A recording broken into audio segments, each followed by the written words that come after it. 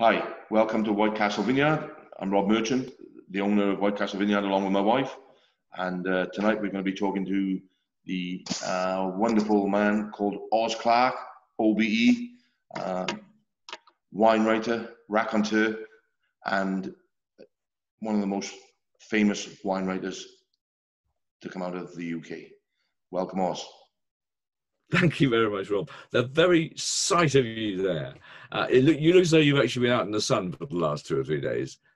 Because yes, yeah. The sight of you there is making me thirsty. And I've been on herb tea all day. But I've been thinking, don't worry, Rob Merchant is coming along shortly, and I'll be able to start getting stuck in to some of your beautiful Welsh stuff. Thank you, and welcome, Oz. So, for me, this is just a massive privilege to be able to sit and talk to you like this. I know we met 12 months ago at the Vineyard, but our first meeting really goes back a lot longer than that. Yes, it does. It probably goes back a little bit further than you can think, back to 2009, 10, when you were filming with James May. Oh my God. So, when was, you tell me. So we first met at Three Choirs. You were filming with James May. We're on your trip around the UK. That's right. And were you making wine there that day? We just were visiting the winery to sort out our very first winemaking contract with Martin and the team at Three Choirs. And I'll never forget commenting on this Rolls Royce with this little caravan parked widthways across the car park. I said to Nick, look at that. Who the hell parked that car there like that? And when we walked in the shop, you were being filmed with James. I said, this is awesome. Well, I said he parked it, not me. He is a lousy parker. Yes. But I'm so well. I'm all I can say is I have to apologise on the behalf of the BBC, the British nation, and all people of decent sensibility for actually exposing you to James May. How many years did it take you in therapy to recover? Well, I'm still just recovering now. I think it's yeah, but Rob, do you know what? The Ziga. Now I know Ziga is one of your favourite grapes. It's also one of Martin's favourite grapes at Three Choirs. Although he makes a quite different style to you. Yes. The Ziga, James May, whose advice on wine I would only take if the soles of my feet were being held over the fires of Hades and my head was being battered with the ice from the South Pole. However, he decided that Ziga was his favourite grape. Good. And Martin in those days, especially around the end of the first decade, was making some very rich scented styles. James May, who I don't remember him opening his wallet very much in those days for a glass of wine, he ordered a case of Martin Ziga. Yeah. So I told Martin, don't give it to him. It'll be wasted. But he said, it's hard cash. I'm having the hard cash. Yeah, I don't blame him. Yeah, about the sea grape, I don't know if you want to have a little taste, but I think it's a very underrated, and I'm glad it's not too widely planted in the UK because I think it just makes a beautiful white wine. Is this a moment when I might say, purely by chance, I happen to have a bottle of your Ziga here? Is there any chance I can get some down me? So let's have a taste, shall we? Let's have a taste. Oh, a taste? I was going to have a mouthful. In fact, I'm going to have a mouthful in here. Now, this is me being nice and brand worthy. Look at that wonderful label. Look at that. White Castle Ziga, the best Ziga you can find in the world. And here it is. And there's Rob, the man who makes it. That's right. It. Yeah, and then because I think you make a Ziga very differently, because the general idea about Ziga is it's very muscatty. It's one of those grapes, from what I remember, which buds very early, but it ripens very early. The wasps all hang around it looking for its sugar. It's very high in sugar. It's very low in acid, but yours isn't like that at all. No. Yours has got a beautiful acidity. Yours has actually hasn't got that muscatty smell. Might have a little bit of elderflower or something to it. But if I had to say, what's it like? If I was blind tasting this, I mean, I would be, using that old-fashioned French terminology that we still use, somewhere lingering around the Loire Valley or the outside edge of Chablis or something. Bit of Chardonnay, bit of Chenin, bit of Sauvignon. I wouldn't know where I was. No, that smells very nice, Rob. This isn't like the other Ziga Revers. Are you at heart a dry wine man rather than an off-dry guy? Yes, I am. Yeah. But I like it dry and fresh, but not over acidic. So I think this just really fits the bill. It's got a slight bit of. How do you hold on to this then in this Ziga Rever? How do you hold on when it's famously drops its acidity late in the season? How do you hold on to this? Because this acidity is exactly right. Yeah, so I suppose we planted the Ziga Rever in 2010, and first vintage we took a small crop 13, and just I keep a record of everything that I do. So even down to the row weights when we harvest, we weigh each individual row, and sometimes my analysis is down to the row as well. So I know we're just getting that nice, soft but aromatic wine that's just bringing something totally different to what's happening in Wales, really. And I just love this. I think it's. Are you picking yours slightly earlier than other people would pick it? Yes. Before the wasp starts to circle? Yeah, because I do think of Ziga Rever as one of those grapes that suddenly, late in the season, sugar goes like that and acid goes like that. And yet because this is I think one of the great skills of grape growing, which I think you have, by the way, Rob. So I think you grow some fantastic grapes at White Castle. I think that one of the great skills of a good grape grower is not to be too greedy for sugar. Yes. And I think one of the great disappointments in the last 20 years in France, in Italy, in Spain, and around the New World is because of certain influences in the critical world and elsewhere, everyone has been chasing sugar. Well, to me, with climate change, that is absolutely laughably wrong, because everything ends up tasting the same and everything ends up tasting like jam. And I'm thinking of things like Bordeaux, the Rhone, areas I love, even modern Burgundy, some of the American producers, some of the Italian, the Australian, they're all making wines that taste too similar.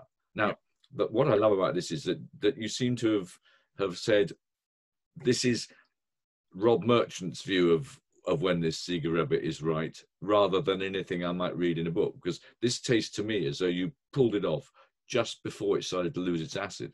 Yes. Yeah. So during my analysis, I know now where I want my acidity level to be for harvest.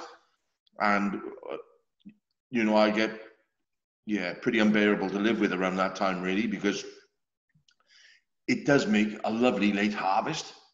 But I just think, for me and White Castle Vineyard, I want to be able to demonstrate what we can do year on year and make a lovely white wine. And so I don't leave those sugars go crazy. I want that little bit of acidity. And I'm real pleased with that. And we just get that really nice peach, mango-y sort of flavors out of it. Yeah. Because now it started warming up very slightly in the glass, although I had it in the fridge for a couple of hours. The flavors are starting to open out a bit, and the acidity is showing itself like lemon zest, lemon pith, lemon rind, and that's a lovely acidity because, of course, it's aromatically oily as well. Yes. And it's not just the raws. It's not like lemon juice. I think if this was just lemon juice, I'd say that's a bit too raw, but it's not. No. It's got the oil of the lemon with it as well. And now that I've left it in my mouth for a bit, the idea that it's got a slightly muscat flavor, it has. But the nice thing about this one is the muscat comes late. Yes. And it's like a little sprinkling of seasoning at the end of the palate, rather than coming out. I didn't get muscat on the nose at all. No. You just get a nice floral hedgerow sort of aroma on the nose. But it also, for me, it just is quite long on the palate, and it just becomes. You just don't need to chill it too hard. It's just nice and Yeah, room it's lovely, temperature. really nice. I could feel a desire for some Welsh charcuterie and Welsh cheese coming on. There's that lovely lady on. Where is she? Out in Pembrokeshire, is she? Who makes that fantastic Welsh charcuterie?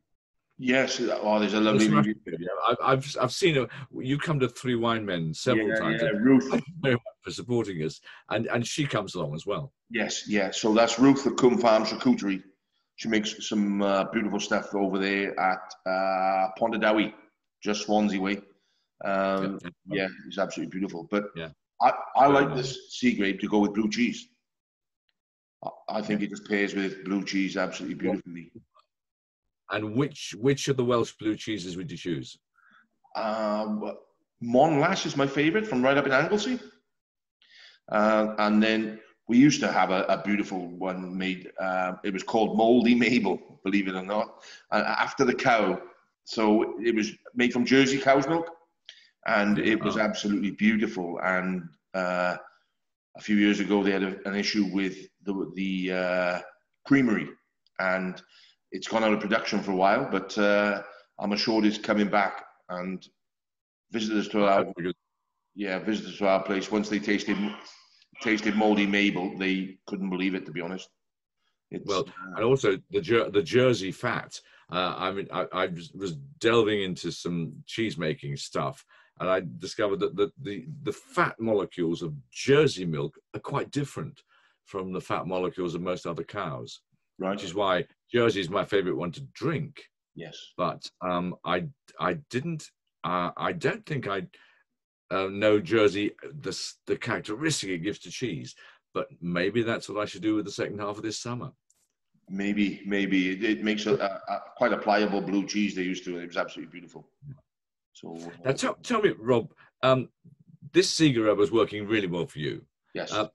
Is this the kind of grape that you think Wales should plant more of? Personally, I'd say no, for White Castle's benefit. But I think you've got to have the right site for it.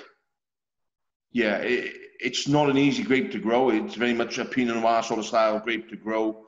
It takes a bit of managing. It's quite susceptible to mildews and stuff. You've really got to be on the management of it. Whereas probably the more Germanic hybrids, the Solaris, the Phoenix might be. So those westerly and those unexpected dumps of rain are not so good for Seagull. Because your site, from what I remember at White Castle, well, I say your site, what I really mean is one of your two sites, Rob, because I'm dead keen to come down and see what you're doing with your other side. But the basic side is south facing, isn't it? It is. Quite steep.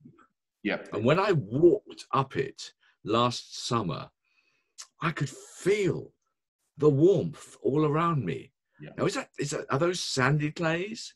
Yeah. So what's holding that warmth in there? Yeah. So it's mainly a sandy loam with a little bit of clay in it. But we have a fair chunk of sandstone rock shelf around the vineyard, and for me, I think that is absolutely awesome in terms of heat retention. It warms very easily, so once we come into the summer and we get temperature, that's great. 18 was brilliant because there's always a little bit of moisture in sandstone, and and there's always a little bit of heat. Yes, yeah. If you're talking about sandstones, and you know, going back to look at England for a moment, those great night timbers from Sussex, which really blew open the whole possibilities of making great wine in the British Isles, they weren't from chalk at all. They were all from green sands and sandstone, and I've been down in those vineyards on that ridge where night timber is, and it goes across to Stopham, and it's a big ridge running through the middle of Sussex there. So there's potential for a lot more. And you pick up the sand in your hand, the soil, and it's pretty sort of so fragile stuff. Not an awful lot of clay in it. No. So if you think of Vineyard 2, the new one, that was 300 yards across the other side of the valley. Yeah. Might be north facing, but the sand, it is literally sand based, and I'm pretty excited by what we can achieve with that in terms of, as you know, we've got some Cabernet Franc planted in there, which is going to be very, very interesting. Is the sand you've got there then? You know, because I know that you know and love Chinon, areas like that in the Loire Valley. Is this kind of sand you've got there? You know, in Chinon, you've got the gravelly stuff, but you've also got the sandy stuff, which makes them a lighter, gentler, softer style of Chinon. Is that the kind of soil that you've got on your north-facing bit? Yeah, so if you just come up from the river in Chinon, so if you just get onto that first sort of plateau, so you're away from that alluvial rich soil, you're just coming up onto that bit more sand-based on the top.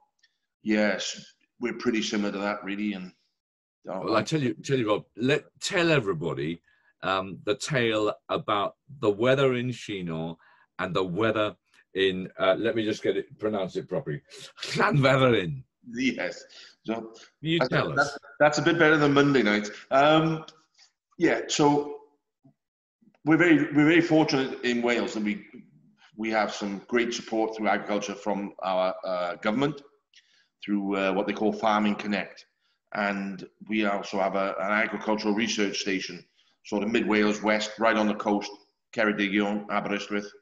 And what I had them do was overlay 10 years of weather.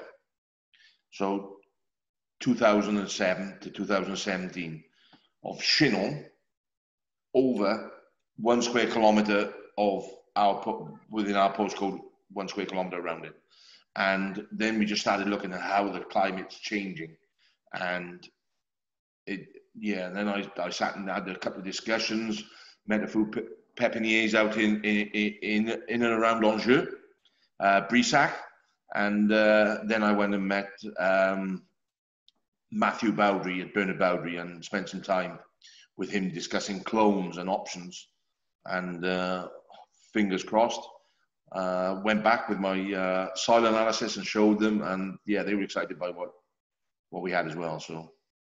So what you're saying is that the climate experts laid over the weather for Chinon, which is one of my favorite red wine areas in the whole of France, and found that your patch of land, let me start again. Here we go again. At Llanfeddryn. That's right. Yep. Was basically fairly similar to Chinon. So our weather is changing to where they were 10 years ago. But if you think of places down there that have been planted with Cab Franc for, I don't know, 70, 80, 90, 100 years. So our weather is above that from where they started. And it's positive. That's fascinating. I have to say, Rob, I hope you won't mind me doing this. I raised my glass to the Welsh government, and I raised my glass to the minister. What's her name? The minister that you've been dealing with? Leslie Griffiths. She's the Rural Affairs Minister for Wales, and she's been very. I raised my glass to her. And I raised my glass to the whole of this, what's it called, drinks cluster idea, that all of you in Wales are in this together, the cider makers, the brewers, the milk producers, the winemakers, and hopefully therefore also the cheese makers and all the rest. And it must be one of the great things about being a small nation, which as a rugby fan, I know always punches above its weight. But of course, I shouldn't say that with putting my eyes up into the air, because of course 25% of me is Welsh, and in case some of your friends don't know it, my name isn't Oz at all. My name is Owen. I was christened Owen. My father was christened Owen. My grandmother was christened. My grandfather was christened Owen. They're all christened Owens. We come from Montgomery. I am 1/4 Welsh. Maybe that's so I have to say, when it comes to the rugby, because I'm just over half Irish, I'm 1/4 Welsh and therefore just under a quarter English. And so I can, so long as the Scots aren't playing very well, I can just pick and choose. And I was talking to, I think I was talking to Max Boyce, and he said, "Who do you support?" And I said, "I support whichever team is playing the best rugby." And it always means that when it comes to the end, I can still have a sort of a joy in my heart because of this thing of being Welsh, Irish, English. But if I had to say, what do I like being? I love being a Celt. That's what I love being best. This fabulous bunch of people right on the edge of Europe. That's what I like being best. And when I first started, so I'm going back 2016, 17, started traveling the Loire Valley. I've got a very good friend from rugby who's lives in a place called Cholet. He's a vice president of La Rochelle Rugby Club, and the only issue with him, he thinks that civilization is Burgundy because he's from Lyon. But so part of my wine journey was there, and when we started visiting some of these vineyards, they used to look at me and say English. And they were quite closed, and they didn't particularly want to bother too much. And you just say, no, play the gal. And then you could sit down and have an open conversation with them. And it was just that Celtic brotherhood, I think, is the... Yeah, I find the same Welsh or Irish when I'm over in France. I mean, the French wine producers on the whole, they do like the English. But if you want to just get slightly under their skin and closer to their hearts, it's a good idea to be Irish or Welsh or both, as I've discovered. Yeah, well, I've never tried to be English. I don't want to be French either, mind. I'm just happy being Welsh, and as you say, just trying to do what we do with our wines and be Welsh. And I think you'd be a terrible Englishman. Probably. I think you're a fantastic Welshman, and nobody would believe you if you said you're an Englishman. No, I don't think they would. And you know, if you take the Welsh side of it in terms of wine, then being chairman of the Welsh Vineyard Association has brought me into contact with some, a lot of very, very English people, should we say, which has been quite interesting. I think that's an important point. By the way, can I just mention, by the way, I've got this book out, and you can say that looks like Oz Clarke's English wine, but we have talked about this because Wales is close to my heart, but it's what 1% of the production in Britain. Yeah. So and I think we talked down in Cardiff a year or two ago about this, and I said I think I have to call the book of English wine, but I'll explain it all inside. And I apologize to you, and I say my friends in Wales will understand. I do sometimes say English and Welsh wine, but I simply can't say that every time. So I say English and Welsh wine periodically. Otherwise, I put it down as English wine. But all I'm saying is that this is where we are now. I have a special section on Welsh wine in the book. I'm a tremendous fan of what you're all doing. And in a not very distant future, we'll all be British wine. Yes. This will be British wine. Yeah. And so English can be English, Welsh can be Welsh, but we're all British. I think to me that's it's going to be the way forward, because internationally everybody just thinks of Britain, and as being one nation, if you like. So we're all there, other than Ireland, perhaps maybe across the water, but we're all on one chunk of ground. So in many people's view, we are British, and so for me, as a proud Welshman, as the industry is starting to grow in the last 10 years that I've been involved, and we'll need that marketplace to be. You know, our production is growing, and people will want to export and supply. You know, we've been up to Sweden, but they just say British. So we have to accept that and move on. But we can still be proud to be Welsh and make that Welsh wine. And for me, you know, your new book, when I got the phone call or the email to ask, could you come down last July and visit? you told me you were writing this book, and as you say, probably 2 years ago we had a brief chat about it, but you can't expect it to be all about Wales. We're 1% of what's going on in the UK, and I think those people who are included in it are mightily pleased to be part of the story. And you know, the English story started somewhere. Wales is now starting to grow a little bit, but we're never going to be as big as the English operations. It'll be quite different. You'll be the boutique side. Now that's an interesting point. Tell me, Rob, if we look at Wales, because I know Wales fairly well, nothing like as well as you do, but I look at Wales and think, where can I see the future for Welsh wine? Which patches of Wales have got that little special climate that you need in a place which is relatively cool and relatively wet, like Wales? Yeah. So if you looked at it as a geologist, I suppose, then you're looking at Monmouthshire would be probably the best county in that way. And you know, we're just sandwiched between a couple of nice rivers, between the River Wye, the River Usk. We just got that little bit of coast 30 miles from us. There's probably the most productive land, if you like, in terms of accessibility to nice patches, little plots, if you like, to do that. So a lot of south-facing ground is really nice and plantable. Some of it is probably better than what I got. It's a bit more stressable, if you like, for the vines. And then I'd shoot across.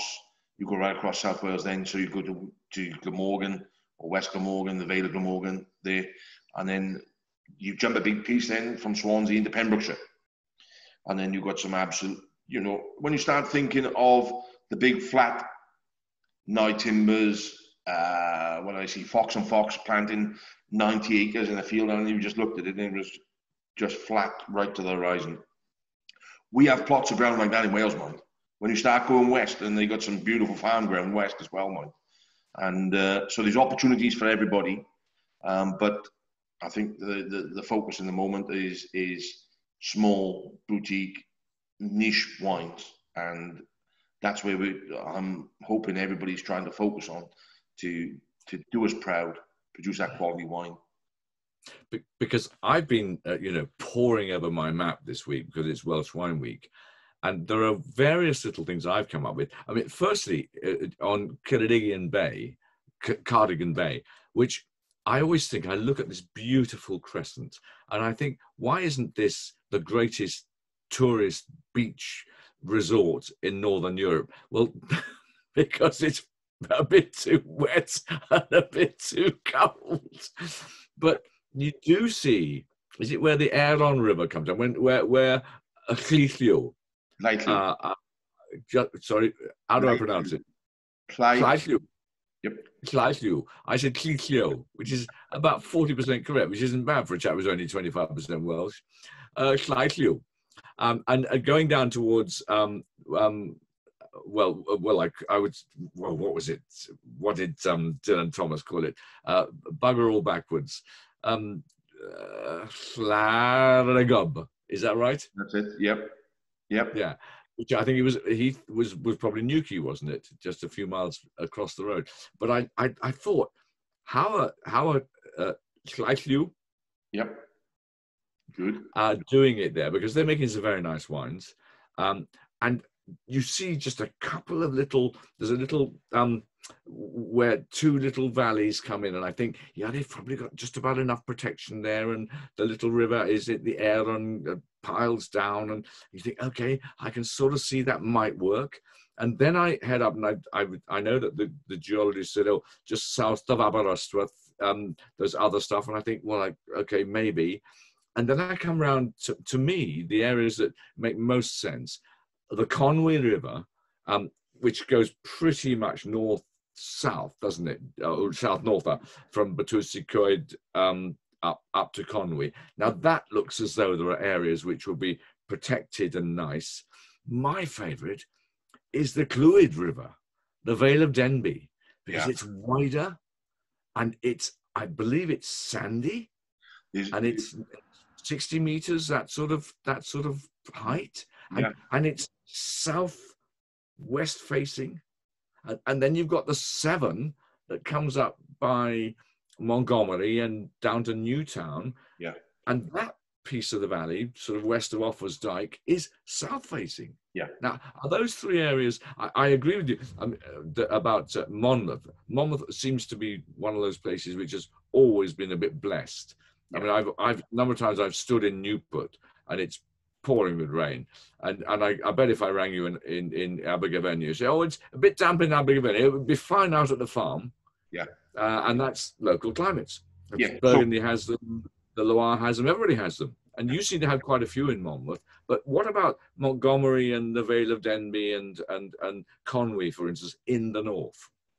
So Conwy is nice. There's some nice south-facing stuff coming away from the sea. So it's back behind you. There's some beautiful slopes there.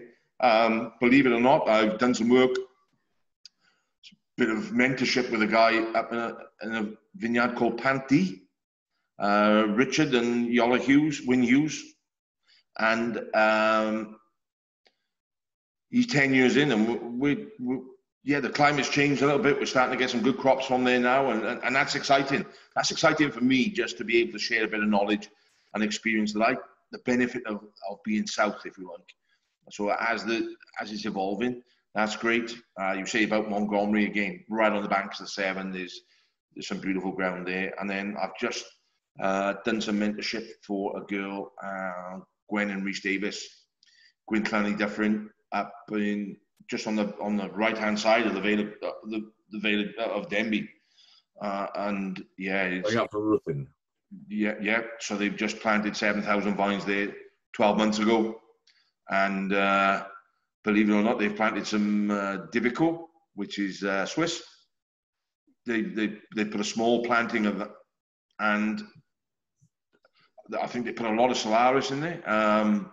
But when you stand on their ground, or you stand outside the front of their house, and you actually look west, it's just like looking over the prairies in America. To be honest, it's just flat. They've just got this nice little slope. It's beautiful ground, so it's exciting. And we've got a couple of new vineyards being planted a little bit further up into Flint and places like that. So it's just starting to grow, and people just dipping their toes. I saw that Red Wharf Vineyards made its debut on Anglesey. Yes, Red Wharf Bay. I thought, God, Red Wharf. I know that's. I wasn't thinking that was the prime candidate for a vineyard site. Well, I visited the site probably about 6 acres further, probably southwest of Red Wharf Bay on Anglesey.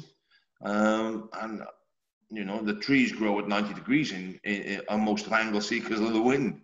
But I visited a place, and it was a lovely little pocket that was just tucked out the way, and it was absolutely beautiful. And I hope that the people really bite the bullet and go ahead, because it would be a site that I would plant, if you like.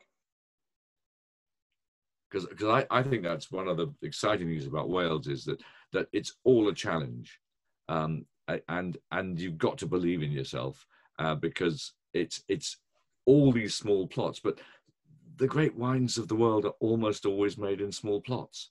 Yes. And you just don't know when they're going to turn up. You're a classic example at White Castle, Rob, because that's we go off up the road to Llanfechtrin or where are we going, out to Skenfrith or somewhere like that. That's right. To Ross on, yes. Just when you come up to the top of your lane, it changes slightly. And from what I remember, there's a copse of trees behind this new plantation of yours. Yes. And this is why I love this thing. It's sort of west northwest facing, but as you showed me last summer, you get all of the morning sun, you get all of the midday sun, and because in the northern hemisphere the sun doesn't set in the southwest, it's traversing the sky slightly sort of west northwest. Yeah. And so actually, so long as you've got that protection, and you've got some hills protecting you as well, if you've got that protection from the westerlies, you've got enough sun. In fact, you've actually got more sun than some of the south-facing ones, because it's completely open Yes. to the sun. Yeah, and that's what's really exciting me about that new plot, to be honest, because for 12 years I told Nicola it was no good, and it's north facing, but she succumbed to the pressure of planting a few more vines, and I just think it is really exciting. It just gets that sun all day long, and it's not a steep slope, so there's a lot of protection to the southwest where those prevailing winds come from. And as you said earlier on, when you stand in Newport and just think about the weather there, and we're under the rain cloud, if you like, so you've got the edge of the Black Mountains, the Blorenge Mountain to the west side of Abergwyni, and that's where most of the stuff unloads before it comes up through Pontypool, and the rain unloads there. So we get less rainfall actually than 20 miles away. Yeah.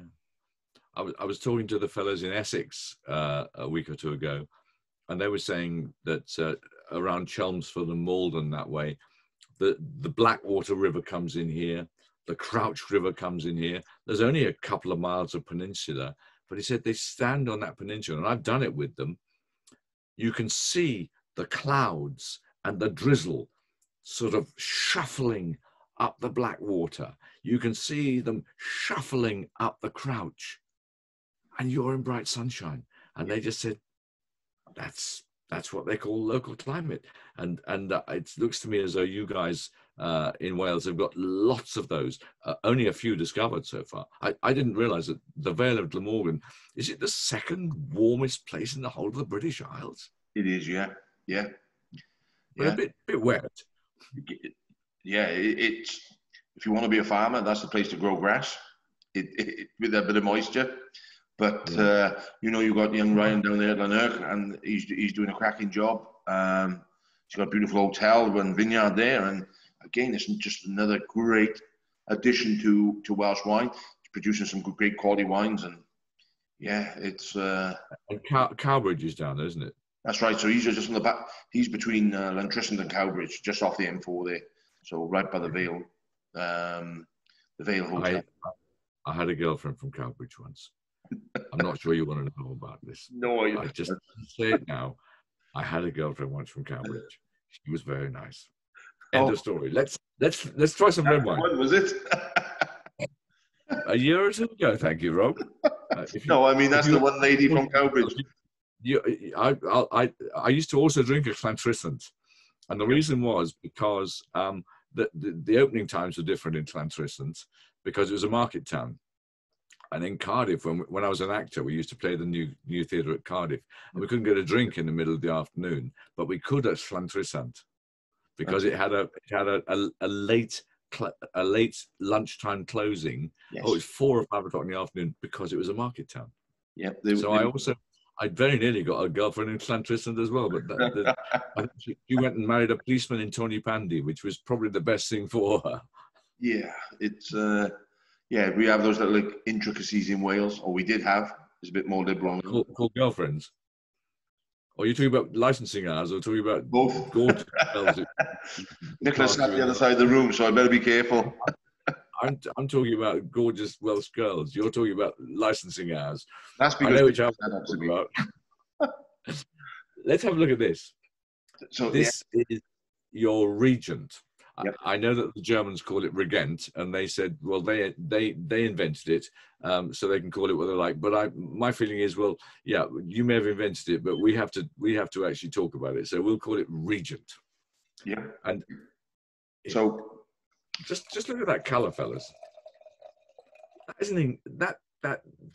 a kind of what is it? It's a deep sort of almost slow red. It's a dark plum red, and to think that this comes from a country like Wales, which people have said, oh, that's it's only just possible to ripen some of those white grapes. Surely you can't ripen red grapes and make a red wine like this. I wonder if this will help. See the colour. Can you see that? How deep that colour is? Yeah. I mean, that's a fantastic colour for a wine from supposedly a place that will struggle to ripen red grapes. Tell us about the region, Rob. Why is it so good? I think, firstly for us, it's a big risk crop. Yep, just get that nice cinnamon bit at the back end. But it's late bud burst, late ripening. But for me, out of everything we produce, this, it's certainly not our most expensive one. But it's my favorite out of everything we produce. And I just think it just gives you that nice dark cherry, a little bit of raspberry acidity. There's a bit of complexity where we've oak, usually a light bit of oak, and you just get that cinnamony, chocolatey bit just long on the palate after. But it's gentle as well. But it's deep and it's gentle. And now that it's been open an hour, it's got some scent coming out. Yes. Yeah. It's delightful. Now, you get a little bit of violet on the nose. That's what it is. I thought it was my aftershave. It's got a lovely smell, and honestly, Rob, well done, old chap, because I mean that is a beautiful glass of wine. Thank you very much. I like Regent, and I know some people say they like Regent, some people say they like Rondo. What are your views on those two grapes, which I would have thought are absolutely crucial, perhaps along with Pinot Precoce, for Welsh to become a red wine country? I think Regent's awesome, to be honest, and I think it's versatile. It makes do you know what, you can add that with a bit of Saval Blanc, and it makes an absolutely beautiful sparkling wine, a sparkling rosé. It really does. We've done it twice now, and I've got one that's ready to come out probably for Christmas, from 2017. It just really lends itself. It's a good cropper. It's easy to manage. The risk is just late in the season for harvest. But that's farming, and whatever we do, there's a risk somewhere. You grow Pinot Noir, Precoce like we do. You grow C grade. If we happen to have a wet year, then there's always a risk of the mildews and everything else. So whatever you choose, there's always going to be a risk. You just got to try and manage that risk. And for me, that is absolutely top draw. I love it. And I think so you don't sell this, you just drink it. You and Nicola just sit back and drink it in the evenings. I share a little bit, yeah, but it's, do you know what?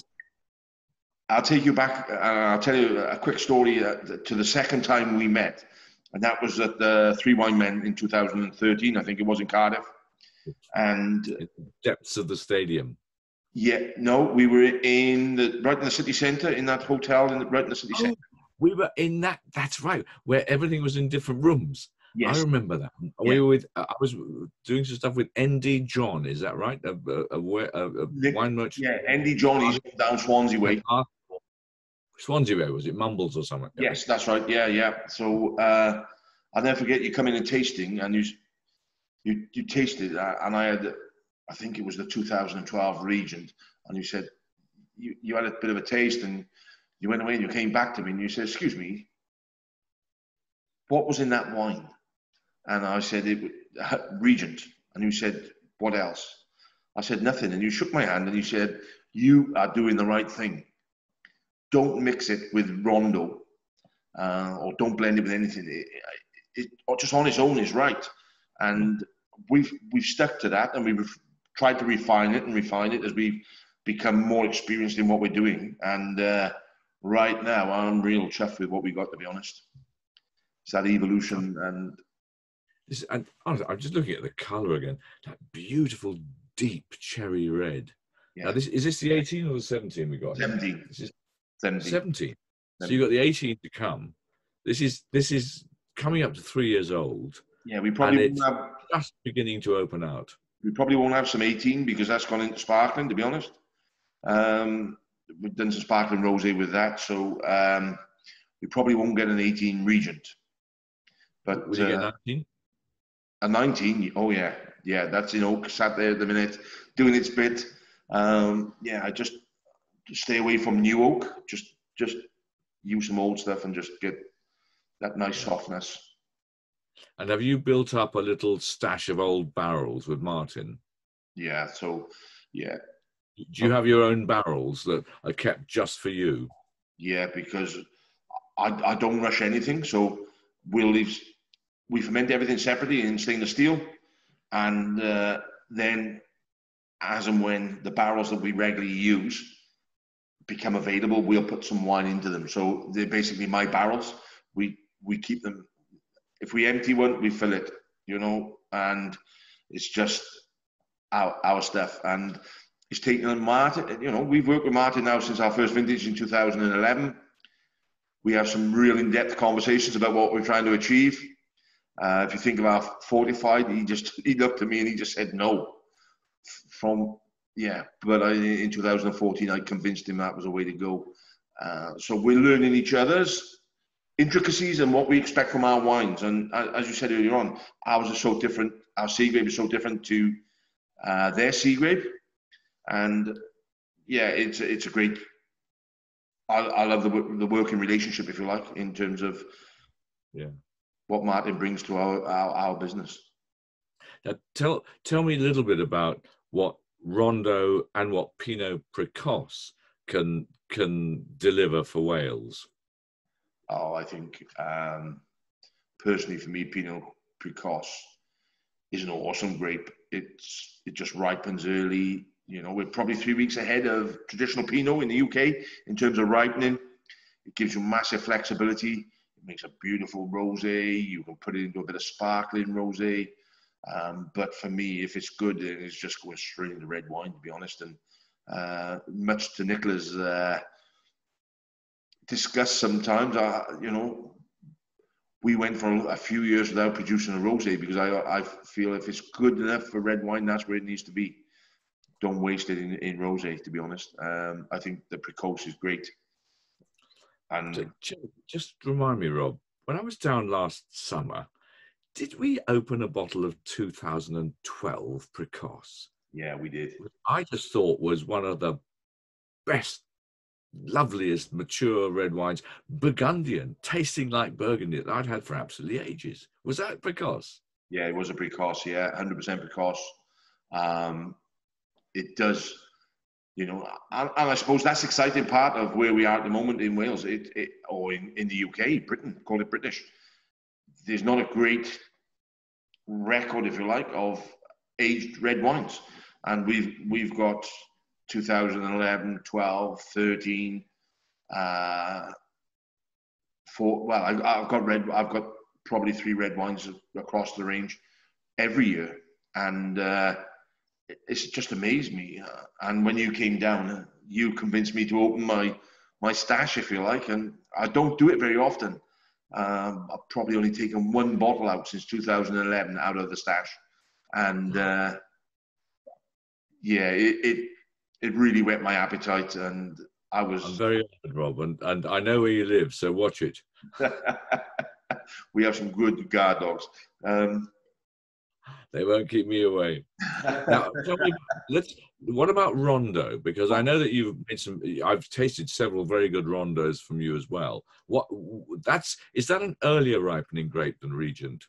Oh, definitely, yeah. Probably that's going 3 weeks to a month early. And oh my goodness!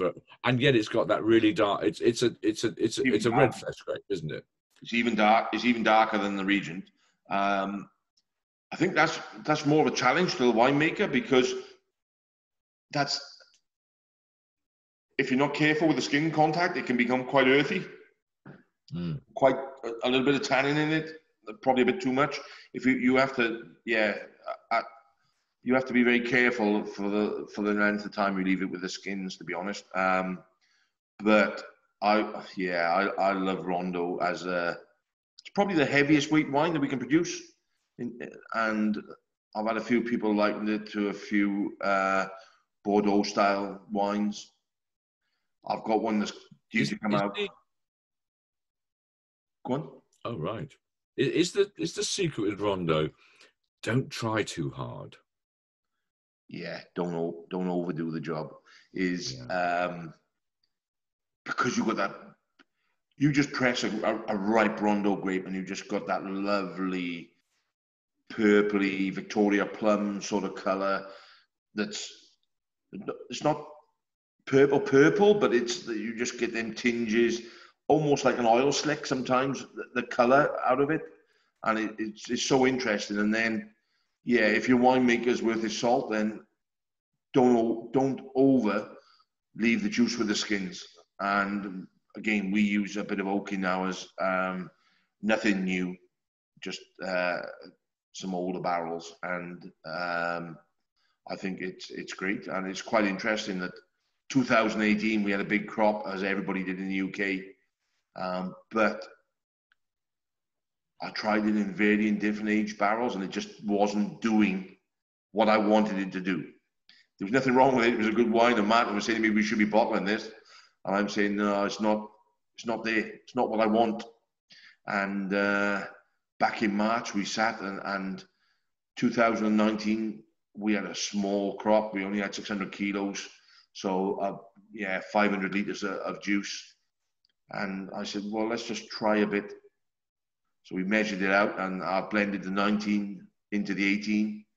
And we've come up with something that I think is pretty special, to be honest. It's just gone into bottle about a month ago. We won't rush it to the marketplace. It will just sit there now and just settle a bit. But I think that is something really special with a bit more weight. Yeah. So people, we're learning as we go. I had a lovely wine from Shropshire, Hencote. You might know them. Yes, just, Shrewsbury. And they made I think it was mostly Pinot Noir, but with about 20% Précoce and 7% Rondo. Yeah. And I found myself thinking, as somebody who has struggled with Rondo, partly because too many winemakers wanted to say, look at me, I can make a great big tannic red wine. And you said, yeah, and it tastes disgusting. Yeah. So why don't you ease off?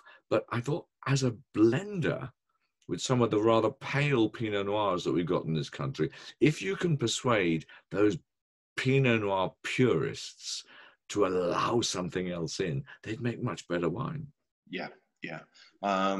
And I think you're right there. And what I'm really excited about is I'm a Cab Franc man in terms of my evolution in my time in the viticultural business.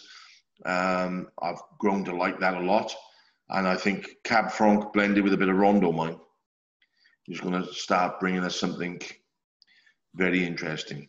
I have it just to give it that a touch more weight, but gentle Rondo, just almost squeezed like that rather than squeezed like that.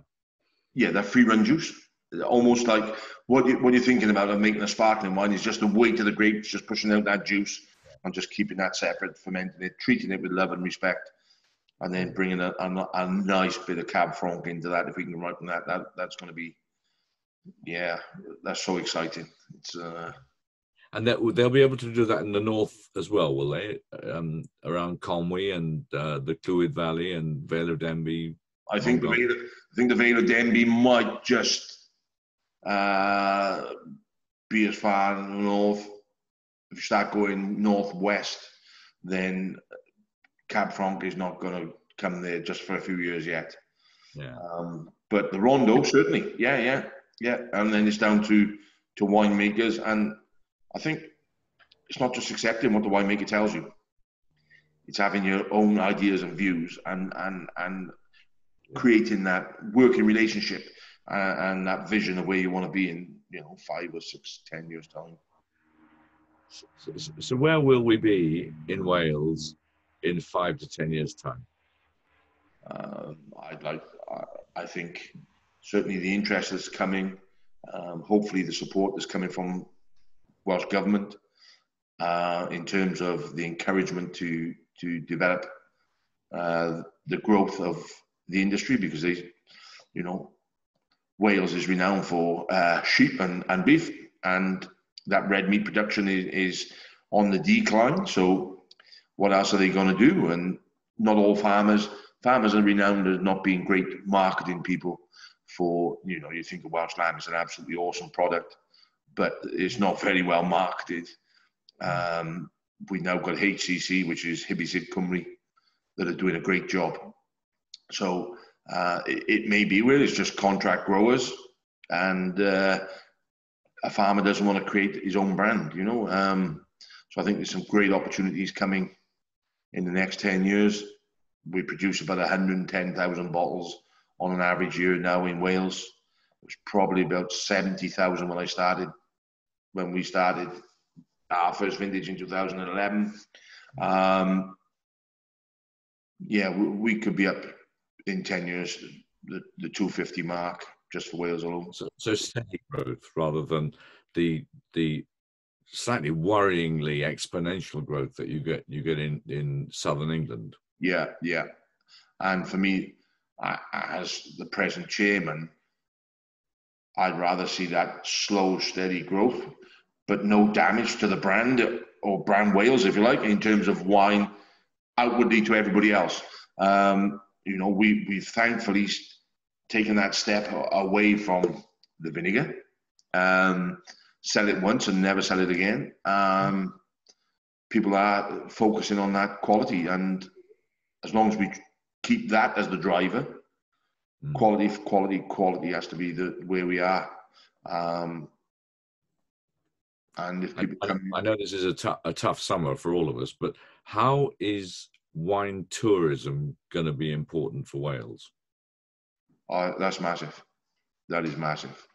You know, up until this year, 60% of our business was tourism. Yeah, we sold 60% of our wine through our cellar door. That's amazing, because you're not on a main road. We wander off up this lovely lane and then we pop down another lane. People have to find you, Rob. They do. By the way, I like your drinking style. Thank you. Straight down. That's it. That's it. But you 60%. Now, is that because you're good at marketing yourself and telling people you're there and getting tourist sort of groups in, or is that how you do it? No, not well. We've been lucky that people have come to us, tour companies. So we do a couple of tour companies tours, you know, and they would range from 10 people on a executive coach to 50 people. That's part of a tour of Wales. So we've got some nice tour companies that we work with, and they've come to us. But I think part of that, again, it goes back to that quality product and the way we treat the people. You know, we had people in last weekend, and I was amazed at what they wrote on social media about us this last couple of days, in the way that they were treated and the tour and the way we spent time with them. You know, yeah. I don't mind if you come here 10 times. I will still treat you as if it's the very first time, because that's the way I like to be treated. When I go to visit people, I like to be shown around, and yeah, but if it's not a quality product at the back end of it, then I'm not going back. It has to be the whole package. And to Wales, that's vitally important. It's vitally important to White Castle Vineyard, to be honest. I must admit that what you're saying absolutely sits with the Welsh friendliness, because I think that the ones that work, if we forget the Napa Valley world of everyone is brought into a Disneyland of wine, which is possibly exactly what people want, and in which case it's there, they can pay for it. But it seems to me that I can just imagine in you, Rob, you pour yourself some more. Is that a Magnum you've got in your hand? But I can absolutely imagine you and Nicola saying, this is our home. We're delighted to have you here. Come and share a bit of our life. Taste some of our wine, and I'm sure you're given a bit to eat as well. I'd like you to buy some wine to take it away with you. Remember us. I'm Rob. This is Nicola. This is our home. And I think that I can absolutely see that that's how you would treat people. And that's why people remember who you are. Yeah, I suppose I'm lucky that when I don't come from an agricultural background, but I come from an agricultural community. And if I have people coming to work for me, they eat at my dinner table. You know, I'm grateful. I might be paying them, but I'm grateful for them being there. So I when it's lunchtime, break time, they come in, they have their dinner, they have their lunch, whatever the case may be. I'm quite the same with visitors. I like to get to know them and what they're about and what their interests are and what their enthusiasm is around wine and just have a nice social. You know, I've spent 20 years as a manager for Royal Mail. I worked for Royal Mail for 30 years. I spent some time in and out tribunals, employment tribunals, working in difficult environments. And I was very fortunate to finish in 2014 when Royal Mail was part privatised. I needed people skills in my job. And I've become a lifestyle millionaire. It is, you know, sometimes we think where the next penny's coming from. It's not easy growing the grapes and producing the wine. But I just value everybody that visits me. And therefore, I would just want to give them the best experience I can possibly give them. And Nicola just, you know, without a shadow, Nicola just backs up everything. Sometimes it's great to have her to double check me because I just go off on a tangent now and then. But she comes with the same ethos as me, and everybody is welcome here, no matter what time of day it is. And we'll always make them welcome. I think that makes absolute sense. And I can completely see that. And I have to say, one of my enduring images of you is you in your old Panama hat, which has got as many holes in the top of it as the Panama hat my mum gave to me, I should think, 30 years ago. Yeah. And in fact, you may have nicked mine because it looks as old as mine. Yeah. That one's retired. I've got a semi-new one, if you like, so you might be a year or two old, but the holes... Honestly, run over it 6 times with the tractor, get the dogs to eat it, then it's worth wearing. It is not worth wearing until it's been mauled to bits. No, and you know, as long as it protects the top, I don't mind. But you know, very often people come and tour and they just see me in my working clothes. It's who I am and what I do, and but at the same time, they just get that nice, what I like to think is a nice warm welcome and value. And they want to see you in your working clothes. What other clothes? I mean, the idea of you in your bathing costume fills me with dread. Me with dread as well, don't worry. But no, look, we can all get dressed up and put a suit on. I wore a suit to work every day for 20 years, and I just think when I go down the Loire, I want to meet the people that do the job. Yeah, and who are going to show me around, and I'm just of the same when people come to see me. So no one wears a suit down there. No, they don't. But they're beautiful people, and some very nice people. Yeah. Right. Well, Rob, I have to say, I know that what everyone calls you now around your area, they call you the wine man. And yeah, I think I'm delighted to count you as a friend of mine. And I think that you are Wales's wine man, and Wales is lucky to have you. And I'm lucky to have you as a friend. So thank you, old chap, for a fantastic chat. Cheers. Yaki da. Oz. Yaki da. Of course, yaki da. And we briefly discussed your book, and I've got to say, from Nicola and myself, thank you very much for thinking of Wales, thinking of White Castle Vineyard. I can't wait for its release because I just feel very privileged to have White Castle mentioned in your book, and thank you very much. Thank you, Rob. But it's not just mentioned. There's about 2.5 pages about you in it. Look, I'm going to get out the doorway after. And as I said, new editions of the book will have bigger pieces on Wales because Wales is changing every year. Thank you. Diolch yn fawr. Cheers, you mate. Cheers, Oz. Thank you.